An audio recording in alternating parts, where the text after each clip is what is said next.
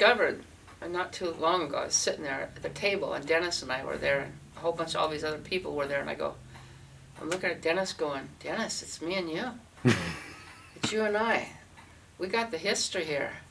We're the ones that grew up here. Nobody else around this table has the history that we have. Right. So, Well, for whatever it's worth, preserve it, right? That's what I always say.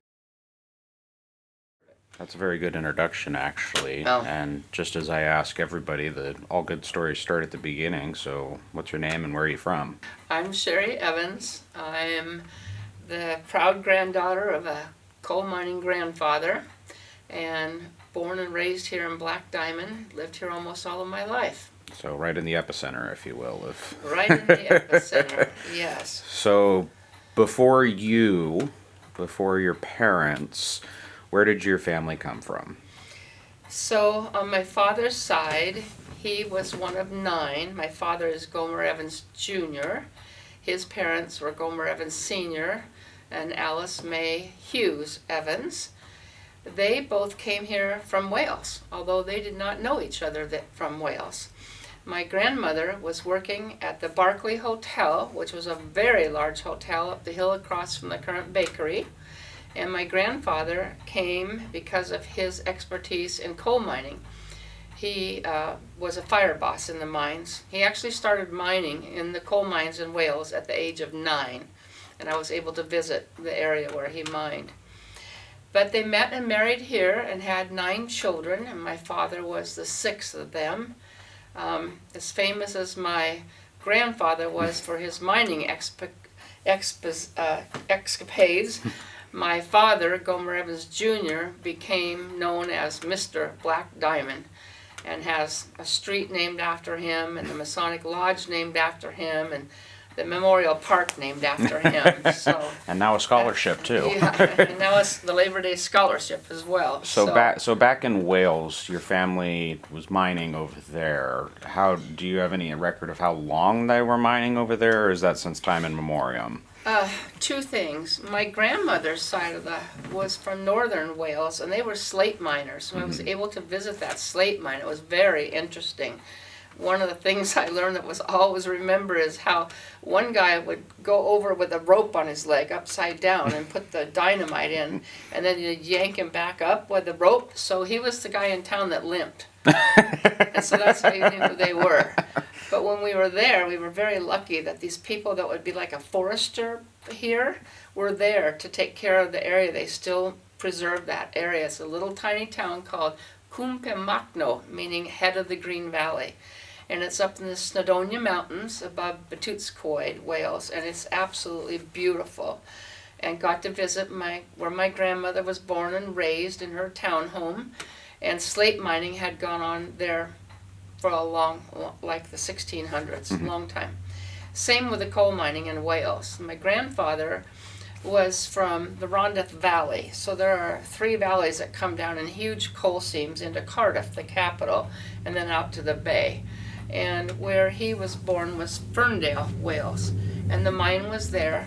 And when we visited, we knocked on the door of the home that belonged to the family on Fountain Street, and out walked a gentleman, welcomed us, that looked just like my grandfather, only he was a short version.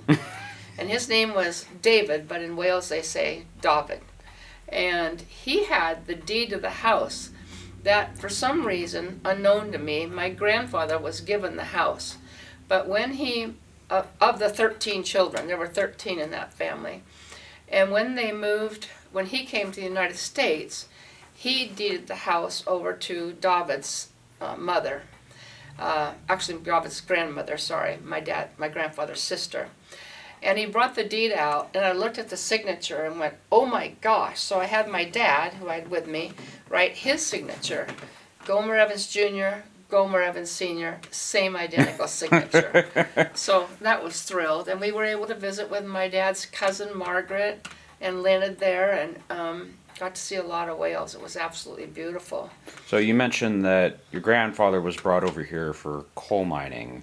Was he hired direct by a company, like they were actively soliciting people? Were they going over to Wales and saying, who wants to come to America? Or were they actually going after him for his expertise? I don't know that detail. I just know that he came into St. John's on a ship and then came directly to Black Diamond because of the work here. I also know that his sister, Deborah, was married to David Jenkins. David Jenkins was a mine engineer, and they came together. So I think they were kind of a duo, and they were immediately hired. So what year did your father or your grandfather come here? Let's see, 1904, I think. 1904, 1905. So then what brought your mother here? So then my mother's side of the family is a whole nother deal. They're Okies from Oklahoma. Totally different. She was Marie Ann Barnes, one of 4 children, raised by Henry Clay Boots Barnes, not the Boots Tavern though, and my grandmother Naomi. And those 4 children all raised here. So I had 4 cousins on that side and 9 on the Evans, there were 9 on that side. I have 31 cousins altogether. So it's a very big family. No stress in ever finding somebody to play No. with, right? And then kind of interesting, my mother's brother, Gene Barnes, married my dad's sister, Debbie Evans. Gene and Debbie had 2 boys. My mom and dad had myself, and I'm the oldest, and my sister Debbie. So 2 girls. So we have double cousins as well. And there's one in the family, cousin, that still carries the Gomer name, and that's Michael Gomer. And he currently lives up in Camino Island. He's the middle son of the eldest of the Evans boys, Jim Evans. Gotcha. So then how did your grandparents meet? My grandparents on my dad's side? Yes, the miner. They met here. I'm not, again, exactly how sure, but my grandfather was mining and my grandmother working at the Barclay Hotel. I think he probably stayed there because they housed many single miners, and it's likely that they met there. It's kind of what I'm finding is a lot of people meet through dances and stuff like that. The story goes in our family that there was another gentleman, I wish I could remember the name, who was quite fond of my grandmother. But when he learned that my grandfather, who was a pretty large and mighty man, had quite an interest in Alice May, he backed off. So then how about your mother's grandparents? My mother's grandparents were actually married in Chester, Oklahoma. Mhm. And I was able to visit down there as well and found the family home in Oklahoma. My grandfather on that side was a car mechanic, and they lived in Oklahoma for a while, but when my mother was quite little, they moved to Santa Barbara. And I was also able to visit there, and the garage that they lived above, same in Oklahoma, there was a garage and they lived above it. And in Santa Barbara, there was a garage and they lived above it. In Santa Barbara, the garage is no longer there, it's a church. But I went to the library and found a then and now picture, and here's the church, and here's the garage with a house on top, where my grandpa Boots and Naomi lived, and where my mother lived. Okay, so on then Anacapa Way Santa Barbara. back to the other side of the family. Okay. On your father's grandparents, or so your grandparents on your father's side. So how many kids did they end up having? 9. Jeez, busy family. 4 boys and 5 girls. So your father, where does he lie in that? Number 6. My grandpa said we should take all the girls and drown them like cats. They were well known in town. That could be good and or bad. They were energetic. Perhaps that's where I get some of my traits from. So during that, your grandfather, what was he doing down in the mines?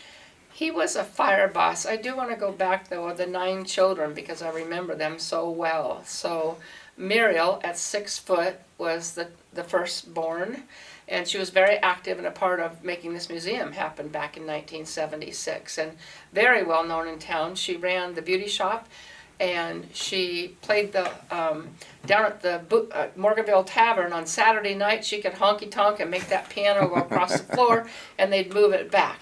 And then on Sunday morning, she played church organ at the church, and I'd sit on the bench with her up at the Presbyterian church that sadly burned in 1959, including her organ. And then Jim, who had, Mira did not have children, and Jim, who had 3 boys, and then Lynn, who had 5 children, and then Margaret, who had 3, and then Dave, who had 2, and then my dad, number 6, who had 2, and then Debbie and Jean, who had 2, and then Barbara, who had 5, and then Tommy, who had 4.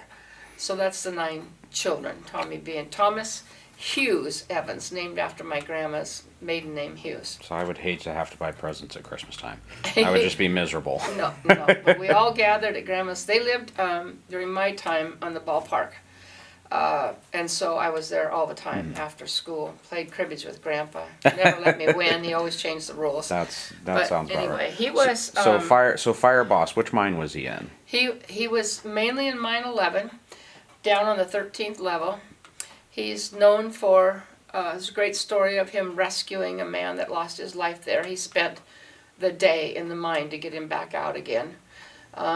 He was just a big guy, and you didn't mess with him too much. There's a fun family story that our grandkids love about Grandpa Gomer. He just didn't mess with him, that's all. So there were some fellows down in the mine working that didn't want to follow his rules. And a little bit of argument ensued.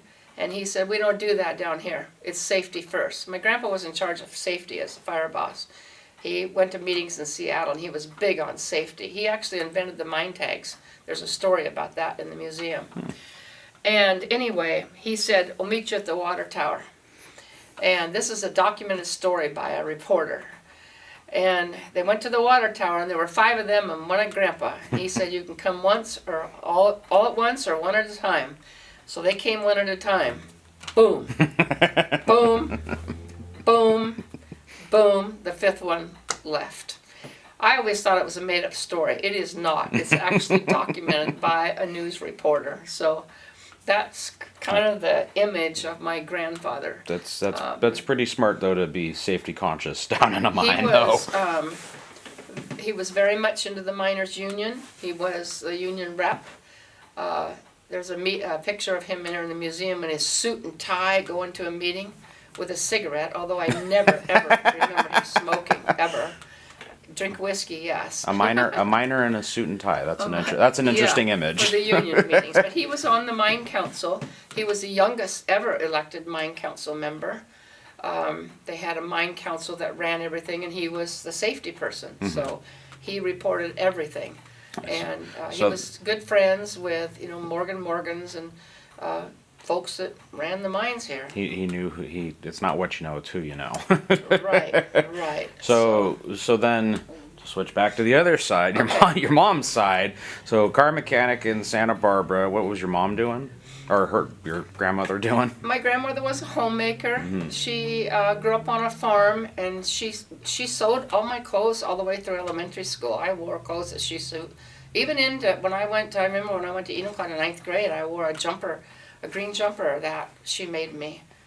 Side story. I remember it so well because in Black Diamond they would have let us girls wear pants. But in Enumclaw, no. So I had to wear a jumper to school. And on the first day, you got to know that I came from Black Diamond with 12 kids, 10 boys, 2 girls. So we played in the ballpark. That was it. So at lunchtime in Enumclaw, our first day, they said, hey, you want to go out and play tag football? Heck yeah, I'm going. Well, that jumper got ripped right up the back. So they had to call my mom. She brought me pants. They made her take me home and get different clothes. I was so mad. Anyway, I worked with the school board, and we got that changed. Fair enough. So my grandmother was a homemaker. So homemaker. How many kids? Make biscuits like nobody's business. How many kids did they have? Car. 4. 4. Okay. Yeah, my grandfather worked at Pat Carr for a long time, as did his son Hank. So how did they go from Santa Barbara to Black Diamond? They just wandered up here. I'm not sure exactly how or what brought them here. There were no other family members here, but an interesting fact is just as you go down the Morgan Drive here and head back up, there's a road called Abrams. There was an old house that stood there. There's a picture of it in the Mining the Memories book. I did not know about this until my mother passed away in 2015. In her copy of the Mining the Memories book, she had a post-it note on that house, and it said, this is the house we moved to when we came from Santa Barbara. I was shocked. The house does not stand there any longer, but what's on it is a mobile home that her sister, Hazella, ended up purchasing, and Hazella's grandson, Troy Colby, lives there now. Huh. So this town goes in circles. Yeah, for sure. If you're not related in one way or another, you'll find out you probably are. You'll find a connection somehow. So A lot of relations the here. family is here. The cousins are being had. Your father and your mother, how did they meet? My father was 6 years older than my mother, actually. So he was dating a younger lady, but my mother was a real cutie. And they just met when she was 15, actually. And he was 20, 21, getting ready to go in the Merchant Marines, actually. And another back fact about my dad, when he was younger, he did not work so much underground in the mines because he was an incredible athlete. Of the 4 boys, he was the athlete. They were all athletes to an extent, but my dad was like super athlete. His name's on the baseball trophies out here, his mitts out here. So he was popular, well known, well liked by the ladies, as most of the Evans boys were, and the girls, by the men. But yeah, they met very young.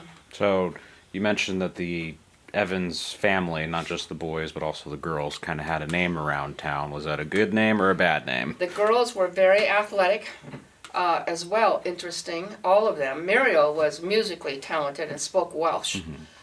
So she did not do the athletic stuff. But Lynn and Margaret and Debbie were very athletic. Lynn and Margaret in particular, another good story. They took care of each other. They were playing basketball in Wilkinson or Carbonado, and Lynn and Margaret were on the floor, and one of the opposing team members elbowed Lynn and took her down. Margaret went over and just cold cocked the other player and took her to the ground. So that was their reputation. My buddy Joe Androsco always said, "You never mess with the Evans women," and then Jack Thompson also repeated that to me. You didn't mess with the Evans women. So It's interesting that they say that about the Evans women, but not the Evans men. well, you didn't mess with Jim or Dave or my dad or Tom. No, you really didn't. Jim was big like my grandfather. Jim and Dave went into construction and actually built I-5 north of Everett all the way up. So they were responsible for that. And those 2 twin ponds that are over on the left, those are Dave and Jim's retention ponds. They're called Twin Lakes or something now. Well, they should be named after them. They should be. Go Yeah. go to WashDOT and name them. Exactly.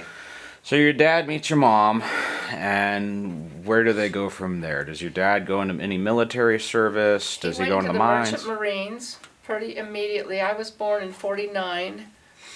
I remember my sister was born in 51.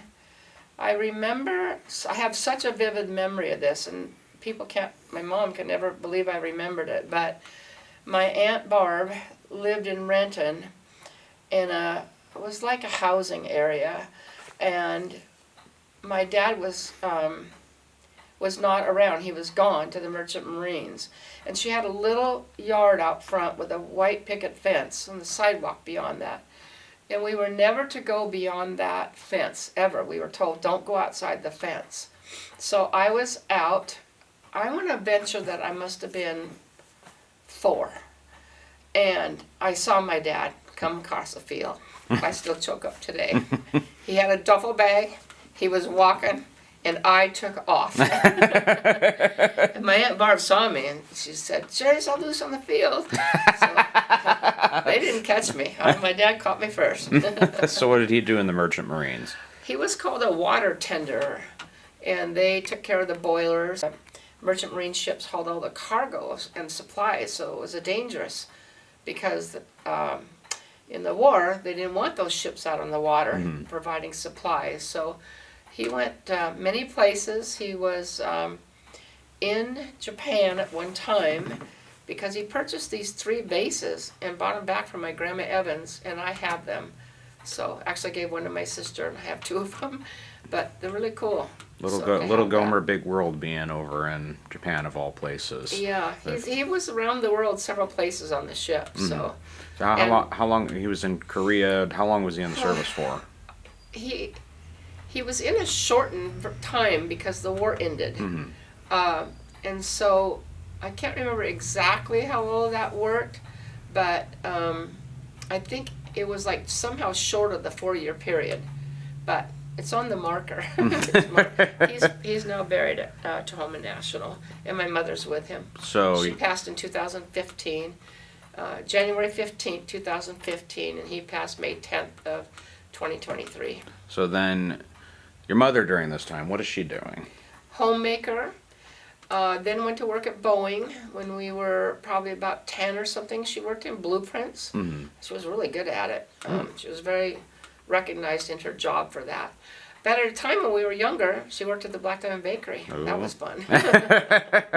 Get to sneak some food there every now and then, right? Not too much because she was such a good cook. My mother was an incredible cook. She must have got it from my grandma. Both my grandmas were good cooks. My grandma Barnes just made all the good homemade. That's and my mom. Midwest cooking right there. That's My mom can make soup out of nothing and nobody's business. It was so good. So. So then, for you guys growing up, do you remember kind of holidays going, with so many family members, how do you even coordinate something like that? Usually, for some reason, on the big holidays, we were at the Evans home in the ballpark. And if you could imagine, all 9 of the kids and all 30 some of the cousins, we were quite frequently there. And one of the biggest days of the year that we were there was for the hydroplane races. And my grandma and grandpa by then had got a black and white TV, in the wood. And everybody would gather around it. And the kids, we were always out at the ballpark. So we lived on that ballpark. Oh, yeah. We were there a lot. My grandma and Grandpa Barnes ended up divorced. And then my grandma ended up remarried, but she lived down in Kent for quite a while in a smaller home. So we didn't have as much occasion to go to her home, but we did go down. And I remember driving down the old Kent Canyon. It seemed like it took 45 minutes to get to Kent. Well, now it takes 45 minutes with the traffic now it lights. takes 45 with the traffic, but she lived down by the railroad tracks, and my cousin Noni and I would go down and stay with her, and we'd be up all night with the blankets over our head, and she'd come in. Then if we took a bath, she made us just dry our feet until they would scrape. I don't know why, but... So early Black Diamond, so what? This is the 50s, early Right. 60s and whatnot. What is town like during then? Coal mining's not really happening anymore. Coal mining's not happening. We actually, because of the economy, my dad, we went to the harbor down to Hoquiam for about 2.5 years. And I started school down there. My sister did not. She started back here because we were just down there that little time. But in the time that we were there, my Aunt Deb and Uncle Gene also lived down there, and the Swopes were down there for Black Diamond. So several other Black Diamond families were there logging. So my dad drove logging truck. I was pretty active as a child, if you can imagine. Never. Never. So my birthday is September, and I was too late for my birthday was after the cutoff date, and there was no kindergarten there. My mom took me to the school at 5 years old and said, she's going to school. She's not staying home, she's going to school. So I started first grade in Hoquiam, and then I did 2nd grade in Hoquiam. Half of 3rd grade, we moved to Aberdeen in the house that my Aunt Deb and Uncle Gene had lived in, but then we moved back here. So I started Black Diamond Elementary in the middle of 3rd grade. Ironically, my Uncle Dave, his wife, also Marie, but called Babe, and their 2 children, had moved to Marysville. And when I went to school, I took my cousin Diana's desk. So Diana Evans left, and Sherrie Evans came. And the teacher the whole time is thinking, another Evans. Yes, another Evans. Oh, Lord. So your dad, so your dad, did he jump immediately to driving truck when he came out of the Marines? My dad drove every kind of truck you can think of. He drove cement truck, log truck, just a lot of, he worked on the Howard Hanson Dam. He ran the big Uke trucks because we got the big tires out of it. You just take it up to Lake 12. It was so fun. And we had him to jump on in the yard and stuff, so that was fun. In his latter working years, for about probably 20 years, he worked for Convoy and the Ryder Transport hauling cars. Mainly local. He never liked the long hauls, but he did do some of those down to California. So places like since that. Howard Hanson is such a local thing, what did he do up there? Just beside driving trucks, but was he hauling freight? He was hauling gravel, Okay. hauling loads down. I know stories where the truck would go like on this elevator thing and it would take the truck down, Oh. load it, and then he'd dump it and come back up again. I've heard him tell that story. I don't remember exactly how it worked. His brother Jim and Dave were working all in construction, so I think that was a connection for him to work there as well. It's not His what you brother know, it's who Tommy you know. ended up working in power lines, but the other boys, Jim, Dave, big time construction, and my dad was they were all driving trucks. And then Jim and Dave also worked on Ross Dam, and my dad was up there for a while too. So up That's- at what's that, Marble Mount? Something like that. Marble Mount is the Concrete name. or Yeah, something. 'cause my Who cousin knows? Michael, I think, It's was born Highway there. 20. Who knows? It's Highway 20. Yeah, it's a beautiful place. So at the same time, your mother's still homemaking at this point in time. Yeah, I think she worked at the bakery when I was like in Black Diamond, like maybe 3rd through 6th grade or something, and then she went to Boeing. Gotcha. So 7th grade. Went to Black Diamond K through 8. okay. That time, now it's not that anymore, but it was K8 then. So your dad's out driving truck. Your mom's working at the bakery or at Boeing. What are you kids doing Well, and when you're not in school? And my grandma Evans was still working at Boeing. Okay. And my grandfather passed from a heart and black lung in '63. My grandpa Gomer Sr. My grandmother lived a good 20 years later, and she worked at Boeing quite a long time. But I'm sorry, what was the question again? What were you when? Oh, the kids? Yeah, when you're not in school and your parents are at work, what are you guys doing? We're in the ballpark. I mean, we didn't have a lot around here, and we were lucky to have bicycles. I learned how to ride on my cousin Gary's bike, but we would borrow bikes or share bikes. Mainly, we'd walk to the ballpark and we'd play in the ballpark. It didn't matter if it was raining or what, but a lot of baseball. I played particularly. My sister, not so much. She stayed at home kind of on my mom's apron and played with dolls. And it was not me. I collected baseball bats. She liked Barbies. But baseball was my thing. I loved it. And I'm so fortunate to have grown up in the era and watched the Darby kids, Mike Rossi, Mike Chilcott, Rocket Man. I mean, you did not, if you were on third base and he was in the field and you tried to go home because somebody hit a ball to the field, he'd throw you out. Period. Chili, we also called him Chili. His dad, Jack Chilcott, was quite the soccer player. They lived right by the Masonic Hall. And Mike was a volunteer here, and I dearly, dearly miss him. Passed of cancer, unfortunately. Mike Rossi, the same. The Darby boys, it was incredible to watch them. But we were a small town. So Mike Rossi's sister Linda was also an incredible athlete. I was not at their caliber, but I loved the game. And at one time, we had the Sons of Italy baseball here. And our team had 10 boys and needed more players. So Linda Rossi and I played on that Sons of Italy hardball team. And I remember we had a team come from Renton, and they refused to play us. They forfeited the game because there were girls on the team. That tells you what it was like. Well, and that's a stark contrast. If you know. We did some other. We went to each other's houses. We picked blackberries. Oh my gosh! In the summertime, it was a blast to pick blackberries because one of the grandmas, my mom, would make pies always. And then the show hall. The show hall was cool. I'm lucky that I actually got to go to the show hall. It used to stand across the bakery. I'm sad that they took that building down. But let's see, I saw Ben-Hur there, and I saw the Blob. Mr. Babb, who managed the show hall, what's his wife's name? Esther, I think. He was so nice, but you got to know the show hall did not have bathrooms. So there was an outhouse. And Mr. Babb would take the girls to the outhouse if we had to, but the boys were on their own. So people would say to me, where did you grow up? When was that? I go, we didn't have any bathrooms. Black Diamond, where's that? Black Diamond. Labor Day. Oh my gosh, Labor Day. Everybody just looked forward to it all summer. We had they don't do it anymore, but we had the grease pole. The flagpole was greased all the way up. You can tell I'm kind of the tomboy, not my sister. She's still playing with dolls. I love her though, Debbie. Anyway, Rossi and Darby and me and Chilcott, a bunch of us, you would climb up the pole, get people stacked on top of each other, and then try to wipe the grease down your shirts and everything.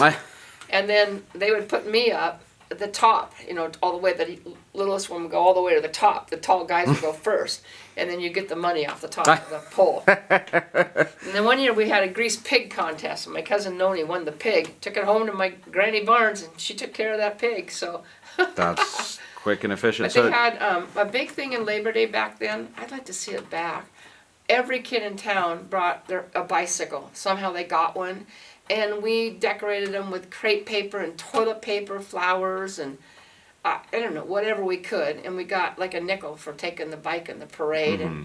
And then the Zumick brothers, who owned the store here, they had started the peanut wagon and the ice cream wagon. So every kid in town, and they still do it today, gets free ice cream and free peanut bag. And that was a big thing, because I didn't know what poverty was. I was so happy as a child. It was incredible growing up here. And then after 8th grade, you go to Enumclaw and you see, you know, we didn't go there. You see these big houses and it's like totally different, and you realize then that, oh, that's a different kind of living. But here we were so close and such great friends, and nobody judged each other. That was a cool part of it. We were all really good. And one of the things I still dearly love this town for is we had the Kirk family here. There was a black family, the only one in town. Hey, they were no different than the rest of us. My grandpa told me the same thing when the black miners came here. He said, safety first. We all learned to work in the mine together. That was it. And I didn't mention it, but my grandpa did work in other mines other than Mine 11, including the New Indian. So. Oh, okay. But yeah, It's definitely a case of, doesn't matter who you are when you're in this town, you're what we got. That's that's it. And it's especially a big jump when you go from little tiny school K-8 here in Black Diamond to jumping the shark and going over to My 8th grade Enumclaw. class was 12 or 14 kids, so you know it was. How big was the small. 9th grade class over in Enumclaw? Like 180. Oh, jeez. So, you know, it was a big difference. Right. And it was a culture shock to go there. The Black Diamond and Selleck kids were always treated a little differently, and kind of in the back of the bus deal. But oh well, Yeah. what can we say? We made it. I made it Big, through. big city versus little city. Now, Yeah, so now my heart's with Black Diamond. It'll always be there. I'm not an Enumclaw kid. I'm definitely a Black Diamond miner. so then if Enumclaw is the big city to Black Diamond, did you ever go to Seattle as a kid? Oh, I remember when Elvis came to Seattle during the Space Needle, but I don't remember going there until I was out of high school, I don't think. Wasn't really an expedition for a kid. Yeah, we didn't have the money to go do Right. that kind of stuff. I mean, Was the train running Until- through town still at the time? no, the train had quit in 25, I Okay. think. But I mean, you had one car if you were lucky. We just didn't know we were all so happy. I mean, there was poverty here, and there were kids that were struggling, Right. but we took care of each other.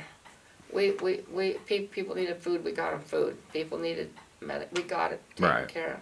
I do remember going to see Doc Botts. We had a case of boils go through town. I got him on my wrist, and he lanced my wrist. Hey. I had shots up on his table up there and stuff, so Then- I remember the smell of that, because he was a pharmacist as well. He made his own medicine.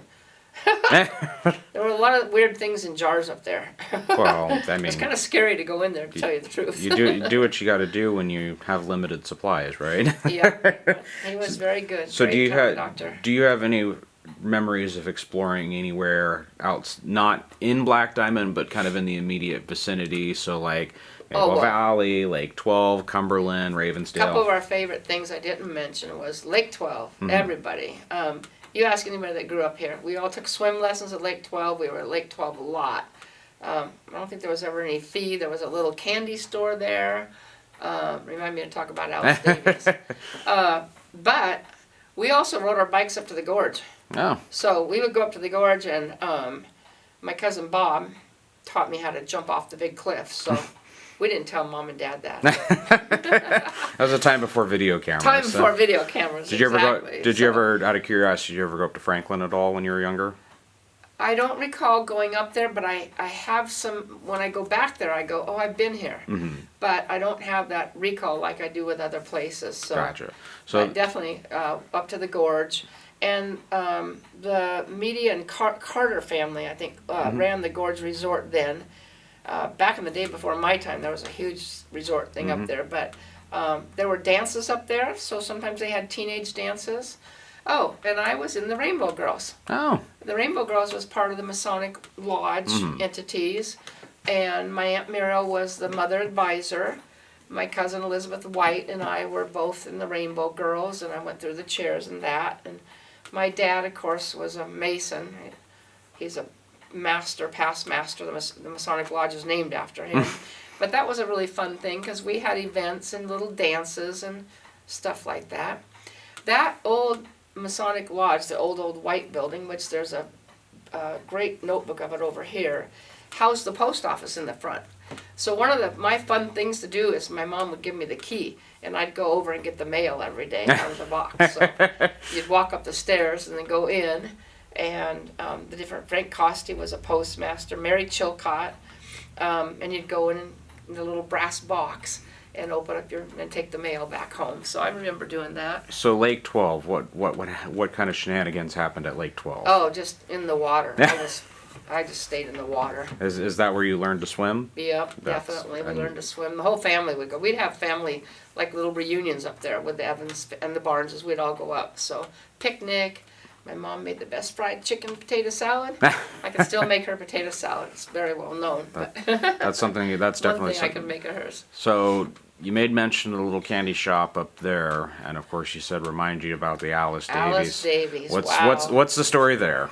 So, Alice Davies is one of my childhood heroes. My grandmother's name was Alice. She was Alice. And then my Aunt Muriel name, my cousin Alice, is named after the three of them. But Alice Davies ran the confectionery, which is now the Black Diamond Grill. It's a landmark building. I think she ran it 33 years. She came here from Scotland on a ship, where on the ship she met her husband-to-be. He courted her, sent her back a letter with a drawing, he was a mine engineer, of a home, and said, if you come, I'll build this house for you. So she came back and they married. The house was at the end of the ballpark. It's no longer there, but for years later it served as a teacher's cottage. Oh. The teachers all lived there. But her husband passed away young, and she ended up running that confectionery for a long time. At 12 years old, that was my first job, working at the confectionery with her and selling penny candy.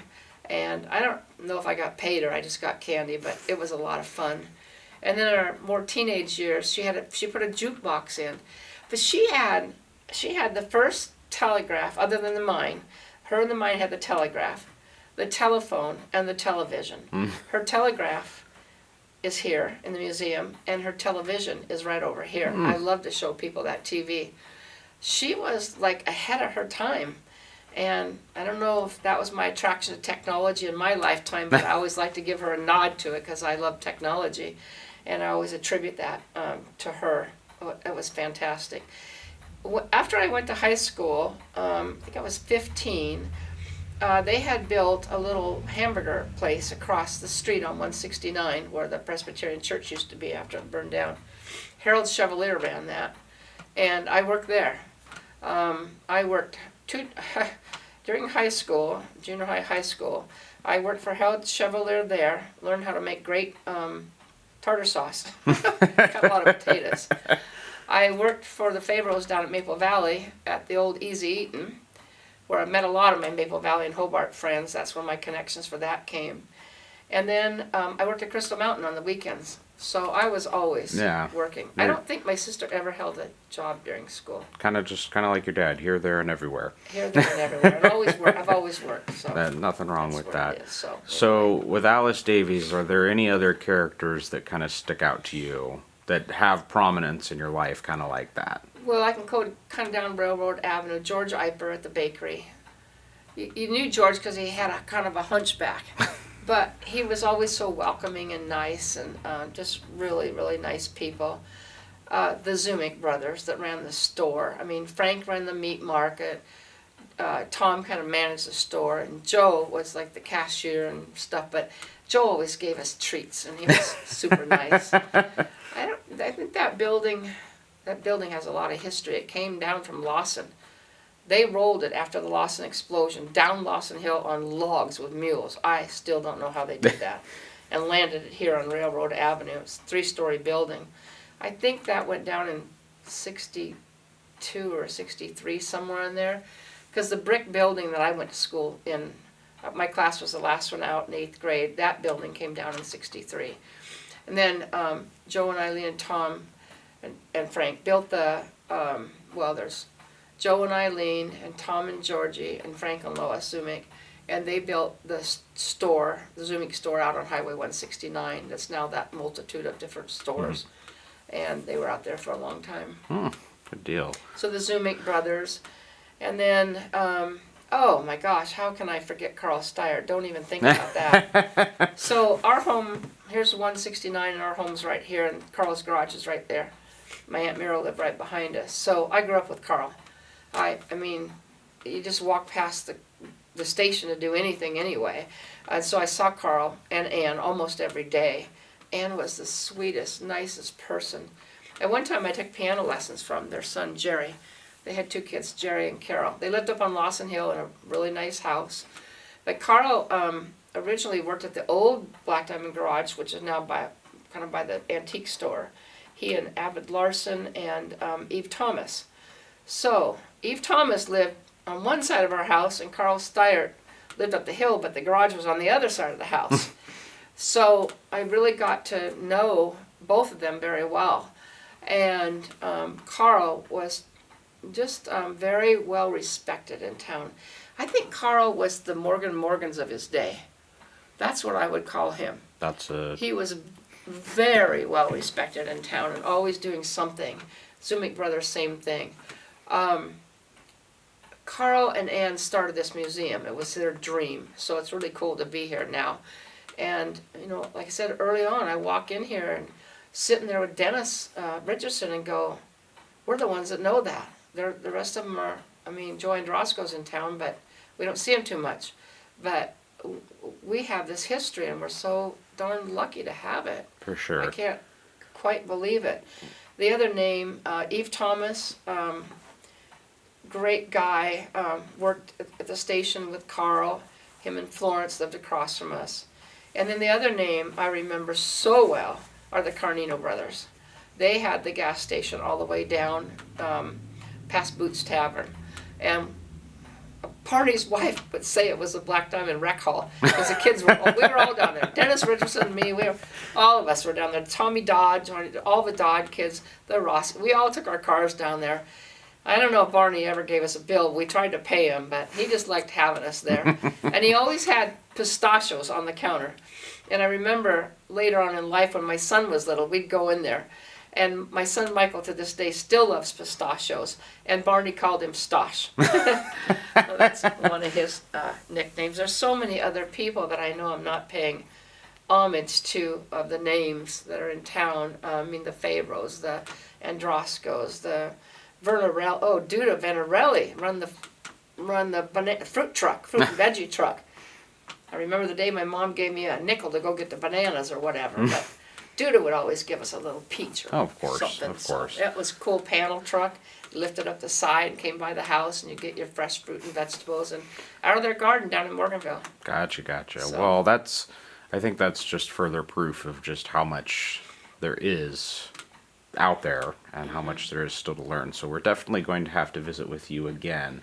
I do want to ask kind of one second to final question is when somebody sees this video, Black Diamond's 200th anniversary or 300th anniversary or however long in the future, what would you want to tell somebody watching this in the future about your early years in Black Diamond and the kind of that early kind of perception of what life was like in town when you were a kid? enjoy the history here. It's a very unique town. Really awesome people. I'm so proud of my Welsh heritage and my Okie heritage. But I am 52% Welsh, so somehow my mother got 2% Welsh in her. I don't know. My dad was 100 and I'm 50 from that. But enjoy it. But I think I said this in another video thing we did. Keep preserving the history. Tell your stories.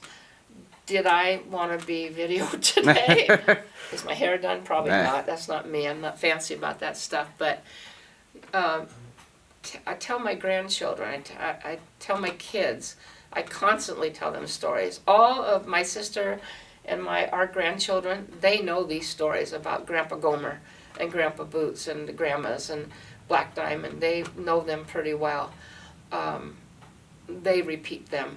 So you got to keep telling the stories or you lose the history. Document it, whatever you can, and if you find any time and passion, volunteer here. It's a great place. Meet people like Zach. That's the shameless plug, right? Yeah. So I got one final question for you, and I see a trend, and so this is the reason I asked this question.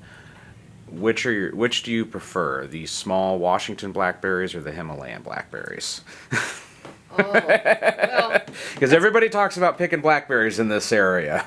I grew up with the small ones because that's where all the blackberry bushes on the road here. We trampled down, plywood planks. We put down wood planks and put them down and then grab our buckets and start picking. Although, in my younger years, probably 10, 11, 12, we would ride a bus from here. Janice Goldsberry rode it with me too. We'd go to Metzger's farm and pick blueberries. Oh. Those were especially good. Yeah. I don't know how many I ate versus picked. It's a good thing you weren't trying to make a fortune off that, right? And it was fun. It was hot, but it was something to do. And again, I was always working. For it's sure. just something I did. My dad was like that. I was like that. My grandma. It's just kind of that side of the family. For sure. I'm definitely proud of the Barnes heritage. I'm definitely proud of the Evans heritage. But for whatever reason, I'm way more like my dad, and my sister is way more like my mom. So I really gravitate to this mining heritage. It's in me. I can feel it. My grandma's Welsh Bible's here. My grandfather's mining pictures are here. My dad's pictures are here. Although my grandma's picture's here too, and her sister's Labor Day Queens. Oh, Yeah, fancy. Which I also was. One time. Big highlight of the life. There you go. But that's the neat part of this town. It's a great place to be, a great place to raise your family, and keep making it that way. Take sure. care of this place. Well, Miss Evans, we've covered the childhood, but there's still a lot to cover, so this is not the last time we're going to talk to you, because then we have to talk about everything after the childhood. So I think that's a good place for us to wrap for at least this today, and I'm sure we'll visit with you again. Thank you, sir. Till next time.